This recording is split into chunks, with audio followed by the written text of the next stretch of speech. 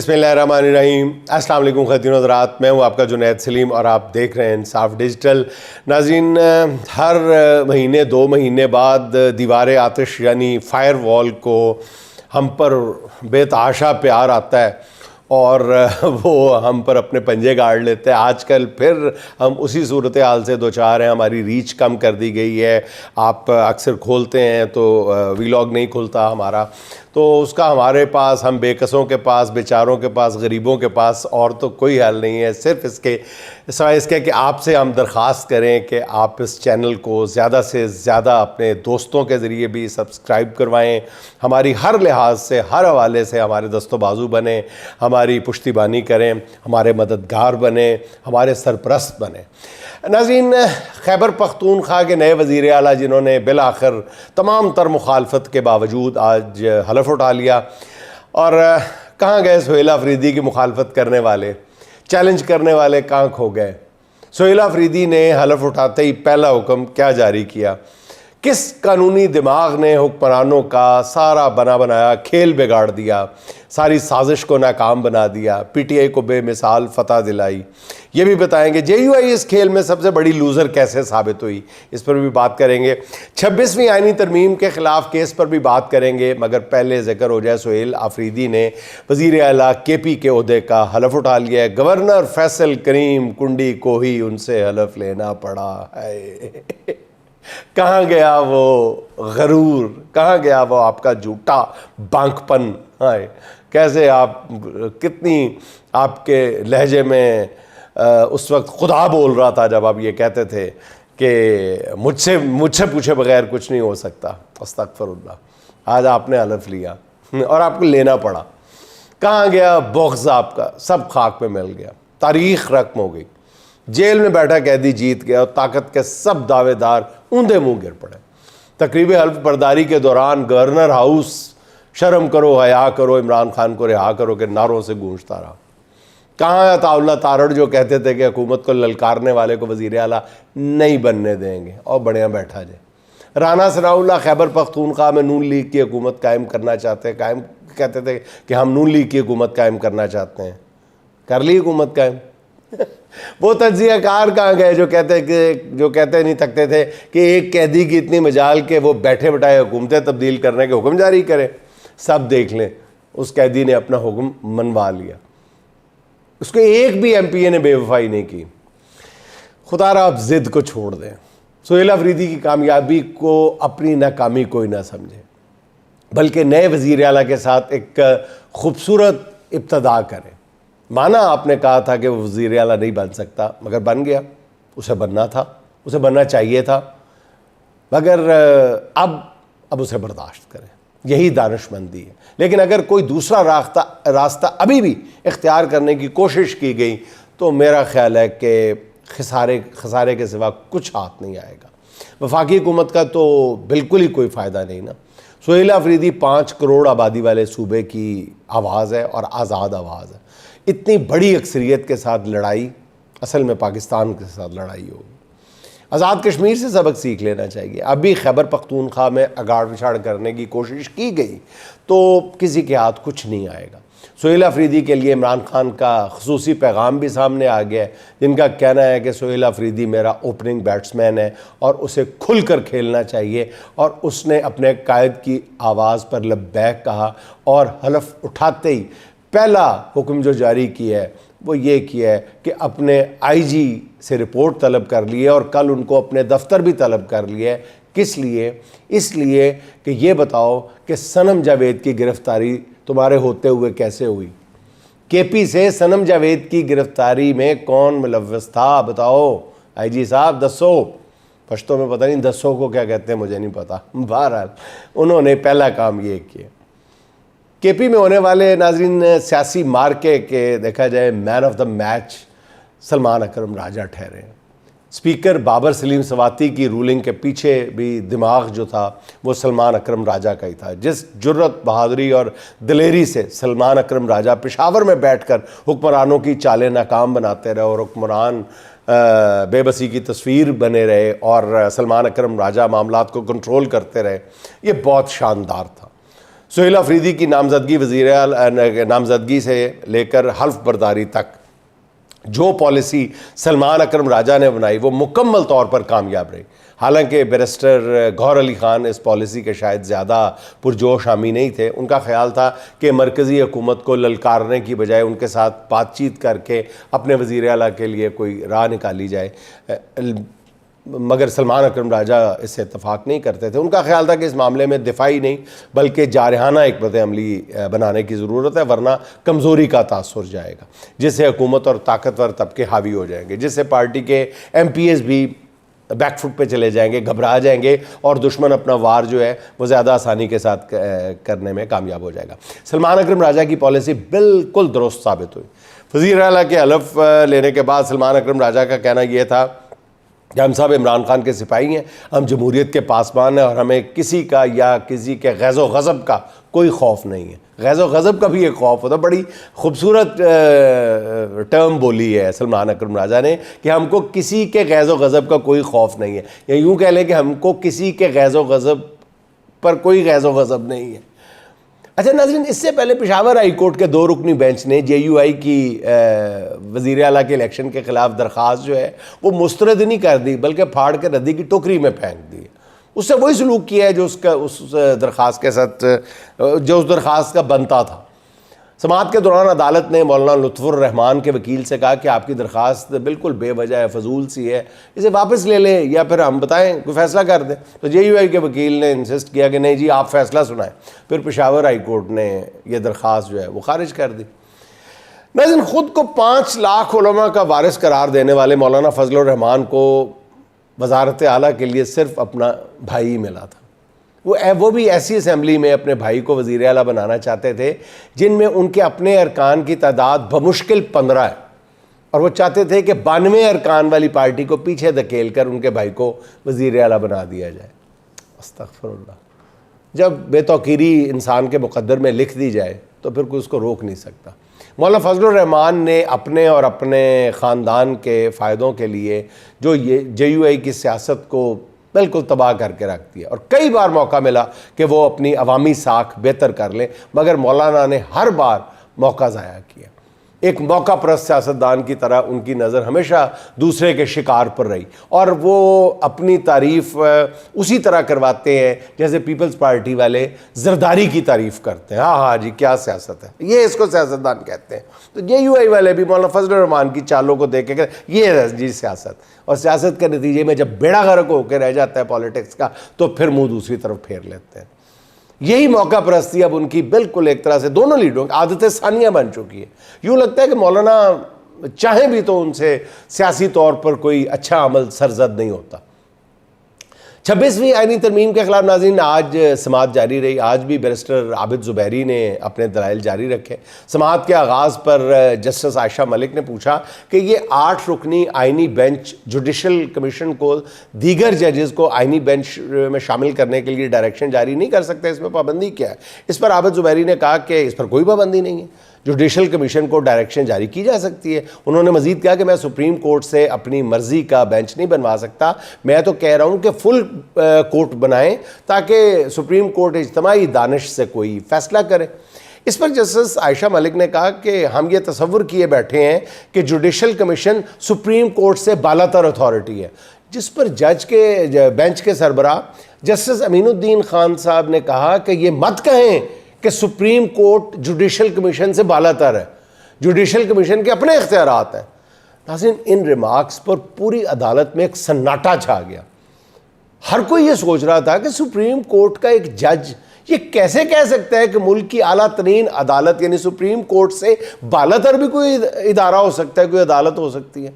अभी सब उनके चौंका देने वाले रिमार्क से संभल ही नहीं पाए थे कि जस्टिस जमाल मंदोखेल ने कहा कि मैं कुछ अंदर की बातें बताता हूँ। सुप्रीम कोर्ट की आईनी कमेटी ने कुछ जजेस को आईनी बेंच में शामिल करने के लिए जुडिशल कमीशन को नाम भेजे, तो आगे से जवाब मिला कि आप तादाद की बात करें, किसी जज का नाम ना लें, ये आपका नहीं जुडिशल कमीशन का इख्तियार है। जस्टिस मंदोखेल ने इन रिमार्क से एक नया नाज़रीन कहना चाहिए बम फोड़ दिया, या एक बम को लात मार दी है इस पर जस्टिस मुसर्रत हलाली ने रिमार्क्स दिए कि ये बेंच 26वीं आईनी तरमीम के ख़िलाफ़ केस फुल कोर्ट बनाने के लिए चीफ जस्टिस को भेजता है, तो वो खुद इस तरमीम के बेनिफिशरी हैं।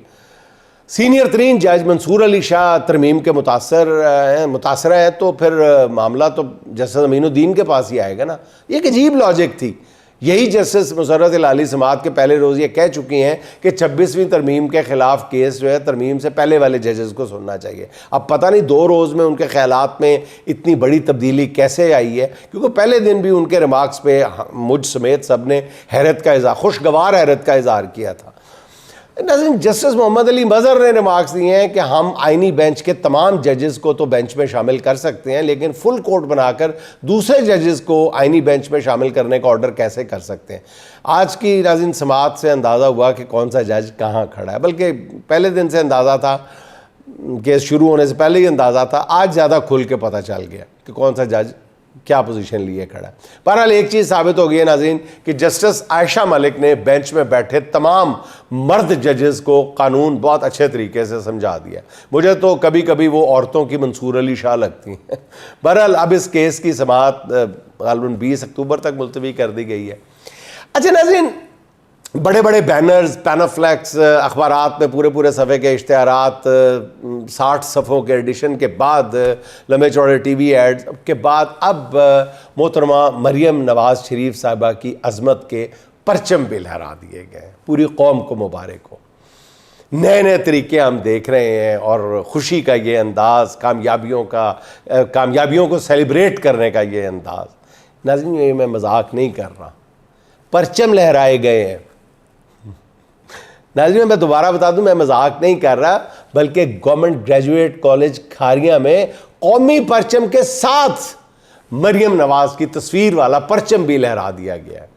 एक तरफ पाकिस्तान का कदरे पुराना बुसीदा परचम लहरा रहा है और बिल्कुल साथ मरियम नवाज शरीफ की तस्वीर का परचम लहरा रहा है। नून लीग की भी नहीं तस्वीर, नून लीग का परचम भी नहीं लहरा रहा। एक खाली परचम है जिसपे मरियम नवाज साहिबा की तस्वीर जो है वो पूरी आबोताब के साथ लहरा रही है। नाज़रीन, मरियम नवाज साहिबा ने गुज़िश्ता 1.5 साल के दौरान जिस तरह पंजाब में तामीर व तरक्की का अलम बुलंद किया है, जिस तरह सूबे में अमन कायम किया है, उसके बाद शेर और बल्कि शेर और बकरियां एक ही घाट से पानी पीती हुई नज़र आ रही हैं। तो मैडम वज़ीर आला जिस तरह तालीम के मैदान में तरक्की की नई राहें मुतय्यन खोल रही हैं, कुशादा करती चली जा रही हैं, इसके बाद नाज़रीन ये तो बनता है ना कि तालीमी इदारों में उनकी तस्वीर वाले परचम लहरा दिए जाए। और उसका आगाज़ खारियाँ के कॉलेज से किया गया। इसमें मेरा ख्याल एतराज़ वाली बात नहीं है, खुशी का इज़हार किया। एक नया आइडिया है, इनोवेशन है। पैनाफ्लेक्स, होर्डिंग शोर्डिंग ये तो लग गए, परचम कभी नहीं किसी ने लगाया था। ये एजाज़ जो है ये मोहतरमा मरियम नवाज शरीफ साहबा को मिला। मेरा ख्याल है कि नेकी के इस काम में दूसरे तालीमी इदारों को भी बढ़ चढ़ कर हिस्सा लेना चाहिए और अपने ऊपर लाजिम, कोई नोटिफिकेशन ज़रूरी नहीं होता हर चंगे काम वास्ते। देख लिया कि खारिया के कॉलेज ने कर लिया तो आप भी कर लें। अब हर कॉलेज यूनिवर्सिटी बगैर नोटिफिकेशन का इंतज़ार किए, हर जहाँ पर भी पाकिस्तान का परचम लगा हुआ है, यूनिवर्सिटी का परचम भी होता है, साथ मरियम नवाज शरीफ साहब की तस्वीर वाला परचम। नून लीग की बात नहीं कर रहा, मैं बार बार कह रहा हूँ। वैसे नून लीग में भी कोई अर्ज नहीं है, पाकिस्तान की जगह भी नून लीग का परचम लहराया जा सकता है। लेकिन ये जो अनोखा आइडिया है ना जी कि मैडम वज़ीर आला की तस्वीर वाला परचम, ये तो नया आइडिया है। इस पर तो जिसने भी ये आइडिया दिया है उसको अब तो नोबेल प्राइज़ भी अपना ही हो गया, जिसको चाहें हम दे दें। अगर अमेरिका के सदर को दे सकते हैं तो इस आइडिया के खालिक को भी दे सकते हैं। अब मैडम वज़ीर आला जिस तरह मकबूलियत और कबूलियत की मनाजिल तय कर रही हैं, ऐन मुमकिन है कि यह मुतालबा भी किया जाने लगे कि जी करेंसी नोटों पर भी उनकी तस्वीर होनी चाहिए। देखें कौम को ये खुशखबरी कब नसीब होती है। अच्छा नाज़रीन, पिछले कुछ रोज़ से या एक हफ्ते से सोशल मीडिया पर इंतहा पसंदों और लिबरल्स के हवाले से एक बहस चल रही है। इसमें लिबरल्स के किरदार पर बहस हो रही है। सोचा इसमें हम भी कुछ हिस्सा डाल लें, अकल तो इतनी नहीं है लेकिन चलो। पाकिस्तान जब से वजूद में आया ना, यहाँ राइट और लेफ्ट की कशमोकश किसी न किसी अंदाज में जारी है, किसी न किसी अंदाज में। कुछ लोग कहते हैं जी राइट और लेफ्ट की सियासत ख़त्म हो गई है, लेकिन देखा जाए तो ख़त्म नहीं हुई। रंग बदल गया, ढंग बदल गए, लेकिन लेफ़्ट और राइट की सियासत आज भी पाकिस्तान में पूरे तमतराक के साथ मौजूद है, या दूसरी तरफ दूसरे लफ्ज़ों में कह लें पूरी ढिठाई और बेशर्मी के साथ मौजूद है। वो और थी 60 और 70 की दहाई में जो लेफ़्ट और राइट की लड़ाई थी, वो और थी जब एशिया सुर्ख और एशिया सब्ज़ है के नारों का मुकाबला हुआ करता था। ना ना ना, ये जो अब की लेफ़्ट और राइट की लड़ाई है, ये इंतहाई बेशर्मी की लड़ाई है। 80 की दहाई में अफ़गान जंग के बाद पाकिस्तान में राइटिस्ट तबके को एक तरह से बूम मिला, फ़रोग मिला, मगर परवेज़ मुशर्रफ इक़्तिदार में आए तो लिबरल्स को उभारा गया, खूब उभारा गया, खूब मदद की गई। ये लिबरल्स हमें बताया करते थे कि इंसानी जान सबसे ज़्यादा मोहतरम और मुकर्रम है इस कायनात में, चाहे वो कोई भी हो, किसी रंग का हो, किसी मज़हब का हो, किसी गिरोह का हो, बस ये इंसान, उसके कुछ हकूक़ हैं जिसका एहतराम हर किसी पे लाजिम है। ये लिबरल्स हमें बताया करते थे, पकड़ पकड़ के हमें समझाया करते थे। ये पाकिस्तानी लिबरल्स कभी अमरीकी मज़दूरों के साथ इज़हार यकजहती के लिए निकल पड़ते, तो कभी दुनिया में होने वाले किसी और साने पर मोमबत्तियाँ लेकर सड़कों पर आ जाते। यूँ लगता है दुनिया जहान का दर्द हमारे इन्हीं लिबरल्स के जिगर में है, और ये लिबरल्स मजहबी तबकात को इंतहा पसंद करार देते हैं। और दूसरी बात यह है कि बेइंतहा नफ़रत करते हैं, नफ़रत की इंतहा तक चले जाते हैं, और खुलकर उनके लिए नापसंदीदगी का इजहार भी करते हैं। और यही नापसंदीदगी अब नफ़रत की इंतहाओं को छूने लगी है। बल्कि यूँ कहिए कि हमारे ज़्यादातर लिबरल्स जो हैं वो खूनी लिबरल्स होते जा रहे हैं।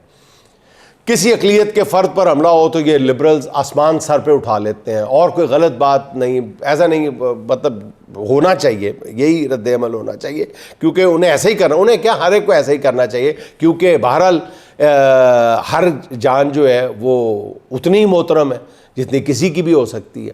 मगर जब मजहबी तबकात के साथ दस्त दराजी होती है तो उनकी जान और माल पर हमले होते हैं, तो उनका खून जब बहाया जाता है, तो फिर ये नाम नहाद लिबरल्स न सिर्फ ये कि चुप साध लेते हैं, बल्कि अब तो ऐसे लिबरल्स भी हैं जो इस खून रेजी पर जालिम कुव्वतों का हौसला बढ़ाते हुए नजर आते हैं।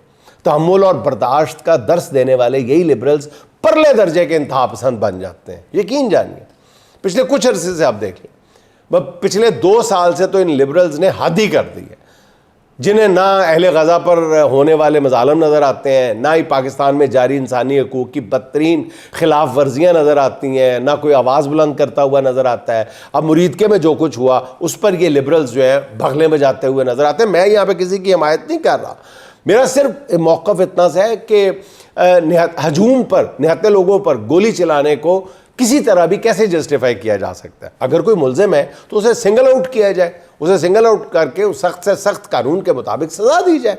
बिला इम्तियाज़ फायरिंग की किसी भी इंसानी माशरे में इजाज़त नहीं है। बदकिस्मती से हमारे लिबरल्स भी जाली, ये ऐसे लोग हैं जिनका लिबरल बनने से काम चले तो लिबरल बन जाते हैं, और जब इंतहा पसंद बनने में मज़ा आने लगे तो ये इंतहा पसंद बन जाते हैं। नाज़रीन, आखिर में असद अब्बास असद साहब के 2-4 अशआर सुन लें। लोग निकले थे गिराने उसको, लोग निकले हैं बचाने उसको, लोग निकले थे गिराने उसको, लोग निकले हैं बचाने उसको। याद रखना तुम्हारे जुल्म के बाद याद रखेंगे ज़माने उसको। सर हथेली पे पड़ा है जिसका तुम चले आए झुकाने उसको, सर हथेली पे पड़ा है जिसका तुम चले आए झुकाने उसको। तख्त ठुकरा के है जो खाक नशीं, क्या खरीदेंगे खजाने उसको। वो तो मर मर के हुआ है जिंदा, अब क्या मारेंगे निशाने उसको।